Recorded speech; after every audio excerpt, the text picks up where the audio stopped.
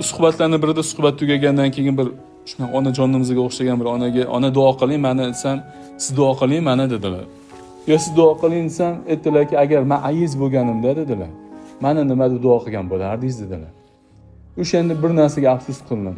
Odamlar bilan ayamli hayotli bo'lgan paytlarida udan yuziga qarab turib, qalbimdagi eng shirin so'zlarni aytib duo qilmaganimga. Ota-onasi hayotli, akalarim, ukalarim. Adezlar bilan ayizdan yuzlariga qarab duo qiling. Qo'lligini ochib qo'ying-da. Hali duo qiling. Qalbingizga eng shirin so'zlaringizni gapiring.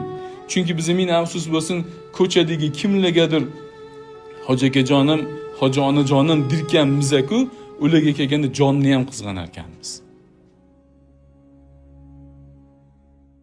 Suhbatlarning birida suhbat tugagandan keyin bir shunaqa onajonimizga o'xshagan bir ona duo qiling mani desam, siz duo qiling mani dedilar. Yo siz duo qiling desam, aytdilarki, agar men ayiz bo'lganimda dedilar, mani nima deb duo qilgan bo'lardingiz dedilar. O'shanda bir narsaga afsus qildim.